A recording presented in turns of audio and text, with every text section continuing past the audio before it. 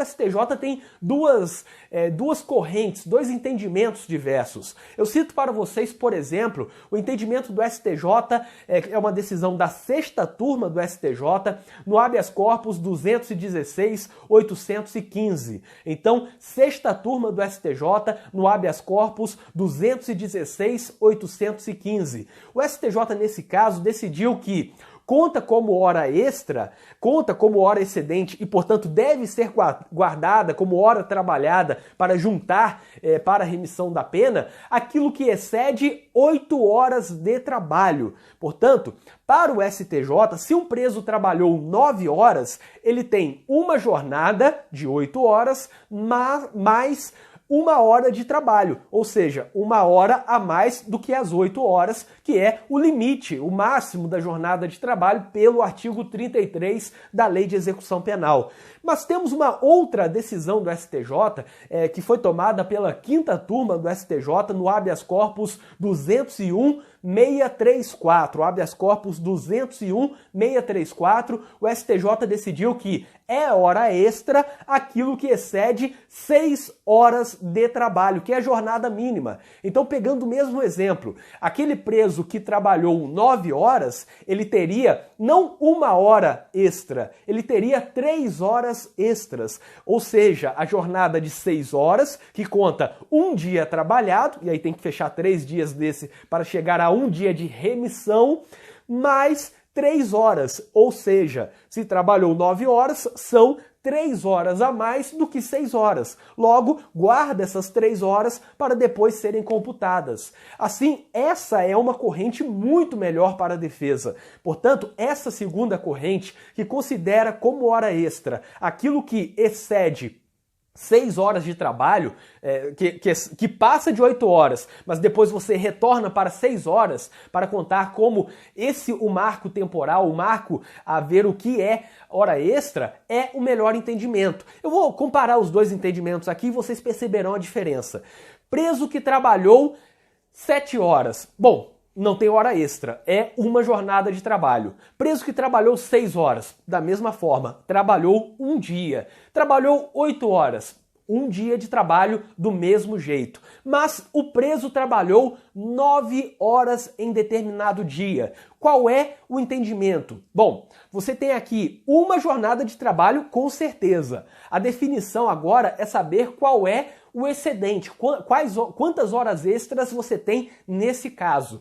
Pela primeira corrente, que considera a hora extra aquilo que passa de 8 horas, e computando 8 horas como marco para definir a hora extra, você tem 1 hora extra. Ou seja, se trabalhou 8 horas, 7 horas, 6 horas, é uma jornada de trabalho. Trabalhou 9 horas, você tem uma jornada de trabalho mais 1 hora que fica guardada para ser somada depois com outras horas de trabalho. Isso é a primeira corrente. A segunda corrente trata esse preso que trabalhou 9 horas de forma distinta.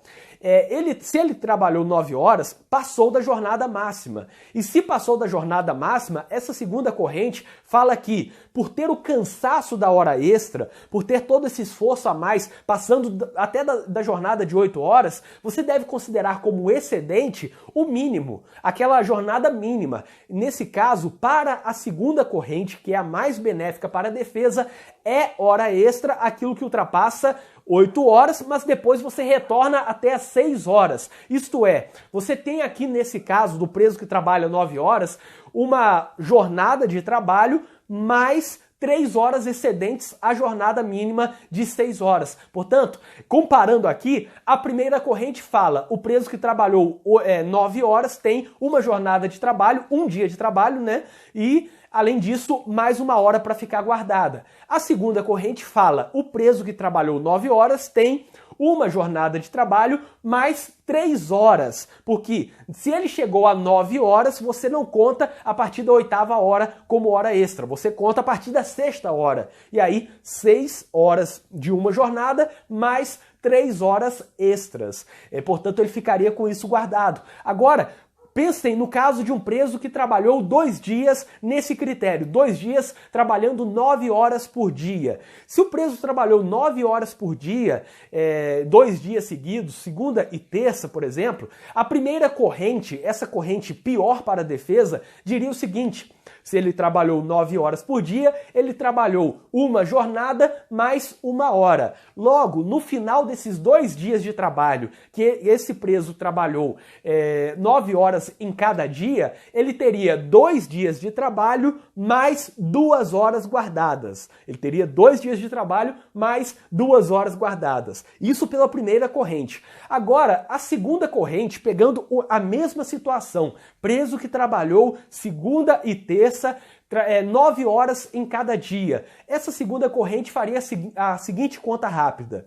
Se ele trabalhou 9 horas, tem hora extra. Ele passou da jornada de 8 horas. Para considerar as horas extras, eu tenho que voltar até 6 horas. Logo, ele trabalhou na segunda-feira 6 horas, uma jornada, portanto, mais 3 horas que ficam sobrando. No segundo dia, esse preso, na terça-feira, ele trabalhou a mesma coisa. Trabalhou uma jornada, então temos 6 horas, mais a hora extra, e aí são 3 horas, porque aí você conta a partir da sexta hora. Nesse caso, a primeira corrente falaria que o preso teria 2 dias de trabalho mais 2 horas guardadas. Essa segunda corrente diz que o preso tem 2 dias de trabalho também, mais 6 horas de trabalho, que são 2 excessos de 3 horas. Cada dia ele excedeu 3 horas da jornada mínima. Ele passou da jornada máxima e, como passou da jornada máxima, você conta como hora extra a partir da jornada mínima. Logo, pela segunda corrente, o preso teria 2 dias de trabalho mais 6 horas, ou seja, mais uma jornada de trabalho. E aí ele tem 3 dias de trabalho, portanto, 2 dias trabalhados e um dia que é formado pelas 3 horas de segunda e 3 horas de terça, que são horas extras. Chega a 3 dias de trabalho e ele já tem um dia de remissão. Olha o critério, portanto. Por essa conta, a segunda corrente, com 2 dias de trabalho de 9 horas, já chegou a um dia de remissão. Pela conta da primeira corrente, você ainda tem 2 dias de trabalho e só 2 horas excedentes, 2 horas extras que serão computadas para o futuro. Agora imagine essa conta com 100 horas de trabalho, com 100 dias de trabalho excedendo a jornada de 8 horas. Chegaríamos ao patamar assustador. Por isso que essa segunda corrente é muito mais benéfica para a defesa e deve ser considerada por quem atua na execução penal.